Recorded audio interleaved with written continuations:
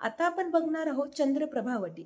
चंद्रप्रभावटीसाठी आपल्याला जो काही श्लोक दिलेला आहे तो आपण लर्न करणार आहोत, तो पण एका ट्रिकनुसार आणि ते पण एकदम सोप्या पद्धतीने.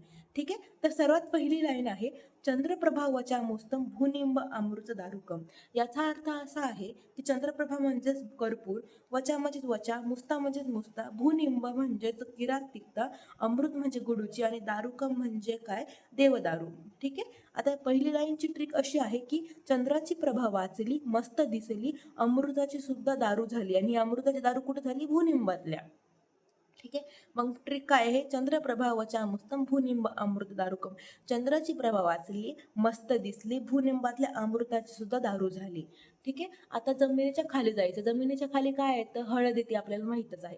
हळदीवरून ही लाईन लक्षात ठेवायची, हरिद्रा अतिविषा दारवी पिप्पली मूल चित्रको. जमिनीच्या खाली काय काय येतं, हरिद्रा येते, अतिविषा येते, दारवी येते, पिप्पलीचं मूळ पण येतं आणि ह्या सगळ्याचं आपण नाही का चित्र लक्षात ठेवलं डोक्यामध्ये, म्हणून चित्रको. ठीक आहे. दुसऱ्या लाईनमध्ये काय, जमिनीच्या आतमध्ये हळद, अतिविषा, दारवी, पिपलीचं मूळ आणि चित्रक. ठीक आहे. आता थर्ड लाईनमध्ये असं लक्षात ठेवायचं की एक हत्ती होता. ठीक आहे. हत्तीनं एक धान्य खाल्लं. धान्याचं नाव होतं त्रिफळा. कसं खाल्लं, चावून खाल्लं. मग चावून खाल्ल्यावर त्यांनी विहार केला. विहार हे कोणी केलं, सगळं एका गजानं केलं. गज म्हणजेच हत्ती. हत्तीलाच आपण गज म्हणतो, गज म्हणजेच गजपिप्पली. ठीक आहे. मग त्यानं काय केलं, धान्यकम त्रिफळा चव्यम विडंगम गजपिप्पली. धान्य म्हणजे त्याने धान्य खाल्लेलं, त्रिफळा चव्य म्हणजे चावून खाल्लं, विहार केला म्हणजे विडंग आणि गजपिप्पली म्हणजे हत्तीनं केलं ना हे सगळं, म्हणून असं. ठीक आहे. तिसरी लाईन आली की काय लक्षात ठेवायचं, हत्ती लक्षात ठेवायचं. आता चौथ्या लाईनमध्ये नाही का सगळे मॅक्झिमम ग्रुप सांगितलेले आहेत. आता ग्रुप म्हटलं की काय सांगितलं, योगेशचे ग्रुप्स आहेत हे. ठीक आहे. योगेश म्हणजे योश. योश माक्षिक धातुश्च दोक्षारो लवणत्रयम. ठीक आहे. योश म्हणजेच काय, योगेश. योगेश आहे आणि माक्षिक धातू आहे आणि क्षार दोन आहेत. दोन क्षार कोणते आहे, एक यवक्षार आणि सर्जिक क्षार. आणि लवण किती आहेत, 3 आहेत. लवण कोणते आहेत, सैंधव, सर्वर्षण आणि विड लवण. ठीक आहे. पहिल्या लाईनमध्ये काय लक्षात ठेवायचं, चंद्राची प्रभा वाचली, मस्त दिसली, भूनिंबातल्या अमृताची पण दारू झाली. दुसऱ्या लाईनमध्ये असं लक्षात ठेवायचं, जमिनीच्या आतमध्ये काय काय येतं, हरिद्रा येते, अतिविषा येते, दारवी येते, पिपळीचं मूल येतं आणि हे सगळ्यांचं चित्र आहे. तिसऱ्या लाईनमध्ये काय लक्षात ठेवायचं, हत्ती लक्षात ठेवायचं. हत्तीनं धान्य खाल्लं, त्रिफळा चावून खाल्लं, विहार केला आणि गजानन केला, गजपिप्पली. चौथ्या लाईनमध्ये ग्रुप्स आहेत, कोणाचे, योगेशने तयार केले. म्हणजे योश आणि धातू कोणता, तो माक्षिक धातू होता, म्हणून योश माक्षिक धातूश्च 2 क्षार आहे, यवक्षार आणि सर्जिक क्षार आणि 3 लवण आहे. 3 लवण कोणते, सैंधव लवण, संरोचन लवण, विड लवण. ठीक आहे. 4 लाईन झाल्या. आता 5वी लाईन. आता एवढ्या 4 लाईन झाल्या. या 4 लाईन मध्ये जे काही घटक आहेत ते सगळे आपण शान मात्रेत घेतले आहे. शान म्हणजेच 3 ग्राम. ठीक आहे. एक शान म्हणजेच किती, 3 ग्राम. तर आपल्या 5व्या लाईन मध्ये काय केलं, हे सगळे येत होते म्हणजे येता आणि शान मात्रा आणि प्रत्येकम कार्य बुध, म्हणजे ते येताना शान मारत येत होते आणि आपल्याला माहिती प्रत्येक जण शान मारतोच, म्हणून येताने शान मात्रा आणि प्रत्येकम कार्य बुध.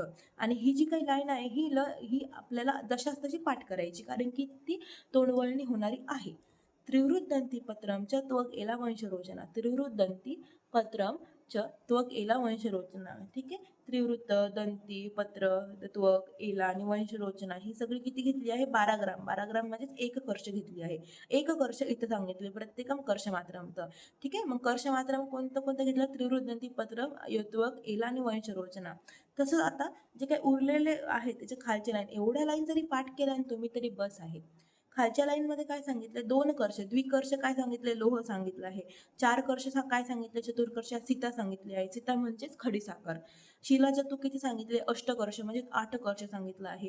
तसेच 8 कर्ष गुळ पण सांगितलं आहे. आणि या सगळ्याची काय करायची, आपल्याला गुटिका करायची आणि यालाच आपण नाव काय देणार आहोत, चंद्रप्रभावटी. ठीक आहे. आता मग माझ्यासोबत परत एकदा रिवाइज करा चंद्रप्रभावटीची ट्रिक. फर्स्ट लाईन मध्ये मी काय सांगितली होती, चंद्रप्रभा आहे ना, म्हणून स्टार्टिंग कुठून होणार, चंद्रप्रभापासून.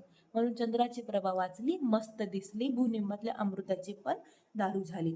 दुसऱ्या लाईन मध्ये जमिनीच्या आतमध्ये गेलो. आतमध्ये काय काय होतं, हरिद्रा होती, अतिविषा होती, दारवी होती, पिप्पळीचं मूळ होतं आणि या सगळ्याचं चित्र होतं.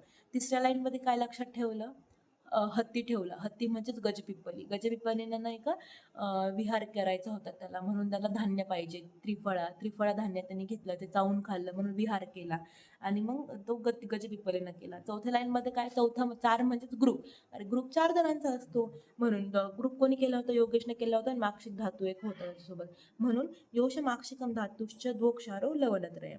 आता या सगळ्यांनी चौथ्या लाईन झाली. 5व्या लाईनमध्ये काय होतं की हे सगळे शान मारता आले म्हणून एताने शान मात्राने आणि प्रत्येक जण शान मारतो म्हणजे प्रत्येकम कारयत बुधः.